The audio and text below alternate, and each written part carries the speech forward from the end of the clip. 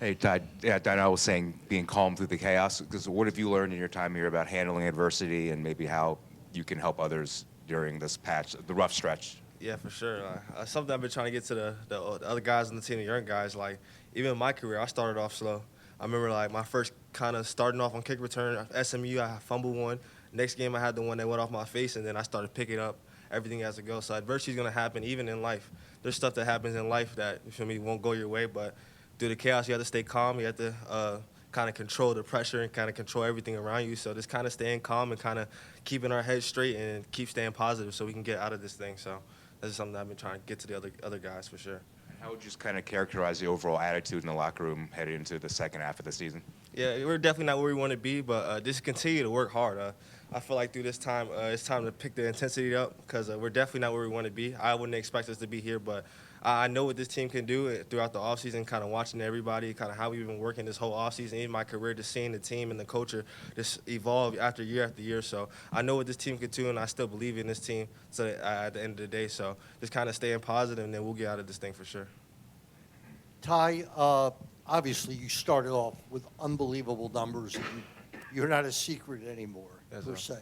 And how have you found, it just seemed last week there was almost blanket coverage on you.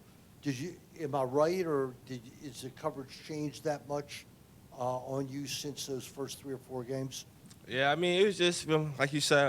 I have more attention coming on to me throughout the season, but it's just me making the most out of opportunities that I have. So anytime the ball comes my way, no, I don't know how many targets. I had a lot of targets. I think it was like over 15 targets or something. But just making sure I'm making most of the opportunities that come my way. I had a lot of balls, like 3 or 4 balls that were contested or even uncontested, that I feel like I should have definitely hauled in.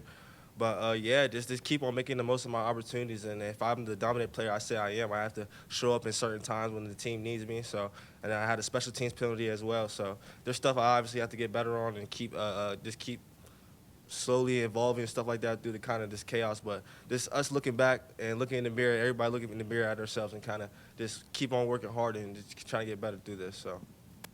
What's up, Ty? With the way that you guys kind of handle your weight strength, I know that you have that instant feedback that you can kind of look at. Getting in the moment data and being able to easily view what you've done in past workouts, to what extent do you feel like that helps you, not only in the weight room, but also on the field? Yeah, it helps for sure. I mean, because when you're out there in off-season workouts, where you're going through those workouts and you feel like you got nothing left, just keep on going, man. So we try to bring that into the season. I mean, kind of everybody's kind of getting chaotic and stuff with the stuff that's going on. But when we're going through this type of situation, you go back to those times where obstacles and adversity where you feel like you couldn't push through to keep pushing through. And that's what we did in the offseason, just to keep pushing through. No matter if it was running the stadium right there, pushing sleds, or my legs were feeling dead and I didn't feel like I had anything left in me, just to keep going. So throughout this time, we're 3-3, still 500, but we're just going to keep doing because that's what we know how to do is get through adversity. And then, I saw a moment after the game, Roman looked pretty down after, kind of head down, that type of thing. And you and him have been here for a while and seen it. In your kind of senior season, your crescendo almost, how frustrating is it to start like this because you've played so well individually, but it hasn't clicked team-wise? Yeah, it's definitely frustrating for sure.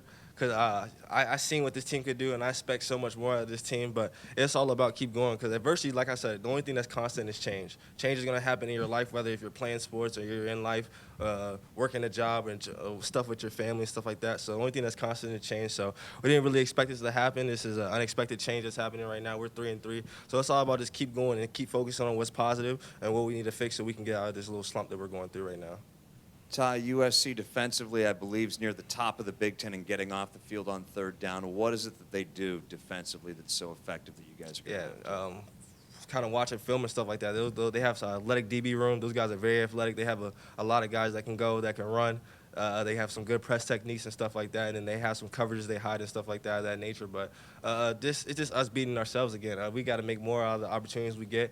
We started off very slow last game, and we kind of started off slow the game before that. So just kind of working through it and trying to figure out what we need to do just to pick this thing up. But that's still a competitive team, and I can't wait to compete with those guys this upcoming Saturday. Obviously, you guys are focused on the field, but homecoming this weekend, a lot of former guys who've played here years ago, guys that you played with last year will be coming back. Right. What does homecoming mean to you as a player, as a student? Yeah, it's definitely big. Seeing that all the alumni guys come back, guys I played with come back for this game, so it's definitely a big game. So we'll be looking to turn it up and try to get out this slump for sure on Saturday. But it's definitely a big game for us with everybody coming back for sure. Then how would you kind of describe the attitude in the locker room after 2 straight losses? And now you're at the midpoint of the season. Coach said there's no panic. Just how would you kind of just characterize the mood? I mean, we're all disappointed, especially given the expectation that we had. And, you know, our record doesn't necessarily reflect our team. I think it just reflects our decisions. So I think for us, it's just about finding the right continuity and consistency, and then getting the confidence that we could actually, you know, go out and execute. Because sometimes when we lack confidence, then it's kind of hard to actually be that team that we say we are. And I think for us, we're not like Coach Locke said, we're not disappointed, but we're not like in a panic mode.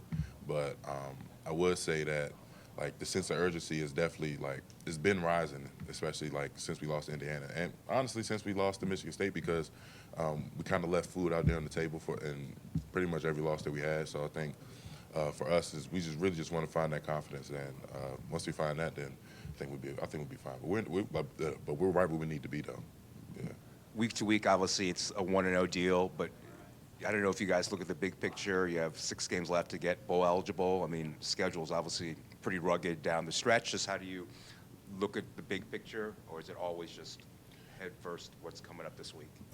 We should always be head first, but I know sometimes, like even as people, we always look at the big picture too. So I think for this stretch, I think this is like destiny for us because, like things didn't go our way in the beginning of the year, but I think for this tough stretch, like we really need to be our best, and I think we're really going to rise to the occasion because like we all want what we say we want. So yeah. Donnell, their running game, Woody Marks, what have you seen on tape? What is it about him that makes him special? He's an explosive back. He can make plays, bounce off of tackles, run through tackles. Big play guy. But for us, it's just about, you know, what we do and how we could actually neutralize them a little bit. But I think for them, they have a complete offense. But I think for the running game, the only thing we got to do is handle them up front on the O-line, and then, you know, on the edges, we set the edges, and then it should be okay. Defensively, especially in early September, you guys getting the takeaways. You guys had a lot of swag early on. How do you get that groove back for this stretch here? That's a good question. So I remember when, you know, on my previous teams where, you know, we might have had a little skid and, you know, the locker room was a little shaky, the coach was a little shaky. I think for us, it's just about just staying together and being positive and just putting your best foot forward every day individually, and then like collectively it'll all come together. But I think just always having that positive mindset and positive attitude. It always could. It's like when you keep banging the hammer on the nail, and it's like if you keep being positive, keep coming to work every day, keep doing what you got to do, and you know, just being a good leader, being a good teammate. And I think that part is going to help us come together, because swag and confidence all just comes from like being confident with who you are and who you're, you know, playing with. And I think if you develop that, like the confidence and the trust is also going to be factored into that also, then I think we'll be in good shape. You mentioned a shaky locker room on a scale of 1 to 10. On the Richter scale, how shaky I'd probably say it's about a 0 or 1. If 10 is the worst and 0 is the best. So I think we're all in a good state, good mental state. It's just got to keep doing the work, and I think the work will take care of itself. Donnell, a minute ago you talked about, you know, kind of a sense of urgency for you guys. This is your first test against one of the new Big Ten teams in USC. With so much just change going on in the conference, with, you know, the new teams, new coaches, Indiana, Michigan State, things like that, do you guys feel any kind of sense of urgency that you need to keep up with those new teams and those new coaches, that you just need to keep up with that and not, you kind of fall behind in that sense? I wouldn't say it's about keeping up. I would just say it's about just maintaining ourselves, because I think when you're trying to just keep up with other people, then you kind of lose sight of yourself and lose sight of like what you really work for.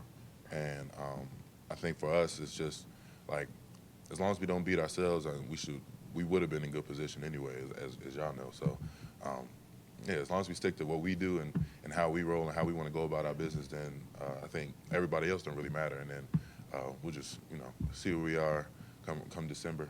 You know what I mean? So yeah.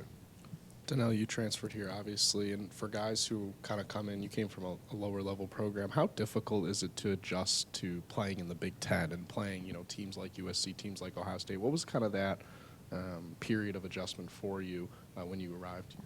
I think the only period adjustment was pretty much like the window dressing of everything. So, like the football piece is always going to be football. So, it's like if you always had like good habits, good mentality about it, was always coachable, always gave good effort, was always like a player in the defense where they could game plan for you or do something for you. And I think that part always going to take care of itself because it's like that's what got you here. So really can't let that part go. But probably the hardest adjustment was just a new system, new expectations, would say new teaching in a way. So sometimes you gotta adjust the terminology. You gotta adjust to what type of technique and what type of footwork they want you to do it instead of how you did it at your previous school. That it may not work if you don't do it their way because it's just some things that. But I think for me it was just keeping the main thing which is football, and that's always taking care of me. So I think me handling and my motor has always got me here too. So I think having a high motor is also a good way to actually adjust to the Big Ten because the Big Ten's a fast league. So I think just always carrying those habits that you had at your previous school. If you had good habits, then it always comes together for you on a bigger level anyway. So.